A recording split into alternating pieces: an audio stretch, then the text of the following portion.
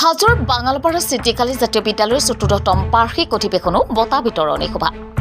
কামৰূপ জিলাৰ হাজো শুৱালকুছি সমষ্টিৰ অন্তৰ্গত বৃহত্তৰ বৰচলিৰ অঞ্চলৰ চিটিকালী জাতীয় বিদ্যালয়ৰ ৪ৰ্থম বাৰ্ষিক অধিৱেশনো বঁটা বিতৰণী দিনজোৰা বৰ্ণাঢ্য কাৰ্যসূচীৰ লগতে পুৱা পতাকা উত্তোলন পৰিৱেশ নিকাকৰণ বৃক্ষৰোপণ কাৰ্যসূচীৰ পিছতে সন্ধিয়াৰ ভাগত ছাত্ৰ ছাত্ৰী অভিভাৱকসকলে উপস্থিতিত থাকে সাংস্কৃতিক অনুষ্ঠান। আবেলি মুকলি সভাত সভাপতিত্ব কৰে প্ৰভাৱ চন্দ্ৰ ঠাকুৰীয়াৰ পৌৰোহিত্যত অনুষ্ঠিত হোৱা সভাখনত মুখ্য অতিথি হিচাপে উপস্থিত থাকে ধৰ্মেশ্বৰ ঠাকুৰীয়া, অৱসৰপ্ৰাপ্ত সহশিক্ষক ৰামদিয়া উচ্চতৰ মাধ্যমিক বিদ্যালয়ৰ ৰফিকুল ইছলাম, ইংৰাজী বিভাগৰ শিক্ষক গৰ্ডন উচ্চতৰ মাধ্যমিক বিদ্যালয়, শিক্ষক শামছুদ্দিন আহমেদ, শিক্ষক মুকাদ্দিছ আলী, শিক্ষক ইছমাইল হুছেইন আদিকে ধৰি বৰচলি অঞ্চলৰ গণ্যমান্য ব্যক্তিসকলে উপস্থিত থাকে। হাজোৰ পৰা জেহেৰুল ইছলামৰ ৰিপৰ্ট। বিদ্যালয়েৰ যে ১৪তম বঁটা বিতৰণীয় বাৰ্ষিক অধিবেশন দিনজোৰা বন্যাঢ্য কাৰ্যসূচীৰে আমি পালন কৰিছোঁ। ৰাতিপুৱাৰ ভাগত আমাৰ পতাকা উত্তোলন বৃক্ষৰোপণ এনেকৈ চলি গ'ল।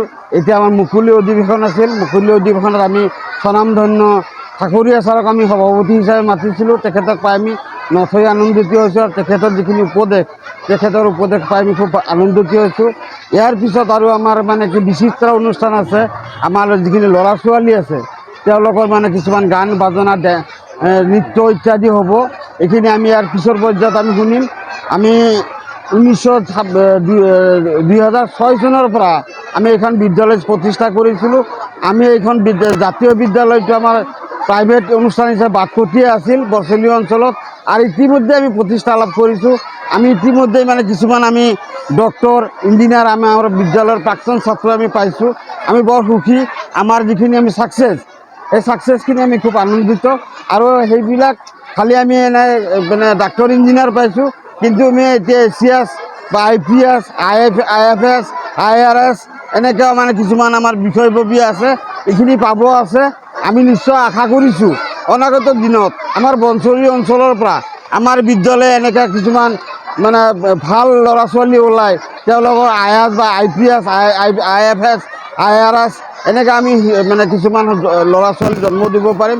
তাৰ কাৰণে দৃঢ় প্ৰতিজ্ঞ আৰু আমি চেষ্টাৰ ত্ৰুটি কৰা নাই। অনাগত দিনত আমি ইয়াতকৈ আৰু ভাল চেষ্টা কৰিম আৰু কিছু ভাল মানুহ বনোৱাৰ কাৰণে আমি চেষ্টা কৰিম। মই ৰাইজক বাৰে বাৰে প্ৰতিশ্ৰুতি দি আহিছোঁ। সেই প্ৰতিশ্ৰুতি মৰ্মে আমি কিছু ল'ৰা পাইছোঁ আৰু পাম বুলি আমি আশা ৰাখিছোঁ। খালি একমাত্ৰ ৰাইজৰ সহায় সহযোগিতা আৰু ৰাইজৰ দৃষ্টি আমাৰ ফালে থাকিলে আমি নিশ্চয় আনন্দিত হ'ম আৰু আমি কৃতজ্ঞ হ'ম। জাতীয় বিদ্যালয়ত আজি প্ৰতিষ্ঠা দিৱস উদযাপিত হৈছে আৰু লগতে বঁটা বিতৰণ বাৰ্ষিক বঁটা বিতৰণ সভা সুকলমে পাৰ হৈ গ'ল। ভৱিষ্যতৰ কাৰণে আমি তেওঁলোকক উপদেশ দিছোঁ। নিৰ্দিষ্ট বক্তা, মুখ্য অতিথি আৰু মই সভাপতি হিচাপে বিদ্যালয়ৰ অধ্যক্ষদেৱে স্বত্বাধিকাৰীদেৱে গোটেইকেইজনে যে ভৱিষ্যতে যাতে উজ্জ্বল ভৱিষ্যত গঢ় দিব পাৰে তাৰ কাৰণে আমি উপদেশ দিছোঁ। বিদ্যালয়ত আজি ৪ৰ্থ বাৰ্ষিক অধিৱেশন আৰু বঁটা বিতৰণী সভা আছিলে। এই দুয়োটা কাৰ্য এতিয়া সুকলমে পাৰ হৈ গ'ল আৰু ইয়াৰ পিছত বিচিত্ৰানুষ্ঠান হ'ব আৰু তাত ছাত্ৰ ছাত্ৰীসকলে নৃত্য গীত আদি চলাব আৰু এইটো কিছু ৰাতিলৈকে হৈ যাব। গতিকে এই তিনিটা কাৰ্যসূচী বিশেষভাৱে চলে। এইটোতো এটা বৰ সুন্দৰ পদক্ষেপ। মই দেখিছোঁ যে এই অঞ্চলত আজি কিছু বছৰ ধৰি এটা শিক্ষাৰ নতুন জাগৰণ আহিছে। ইয়াত ল'ৰা ছোৱালীবিলাক পঢ়াৰ কাৰণে বহুত আগ্ৰহী হৈছে আৰু বিশেষকৈ ইয়াৰ যিসকল শিক্ষক আছে কিছুমান আৰু সমাজসেৱক আছে, তেওঁলোকে মনে প্ৰাণে ঘৰে ঘৰে গৈ ল'ৰা ছোৱালীবিলাকক ভাল উদগনি দিছে, উৎসাহ দিছে। আৰু যিটো কাৰণত আমি দেখিবলৈ পাইছোঁ প্ৰতি বছৰে হয়তো ৬-৭জনকৈ ইয়াত ডাক্তৰ ইঞ্জিনিয়াৰ গঢ়িবলৈ সক্ষম হৈছে।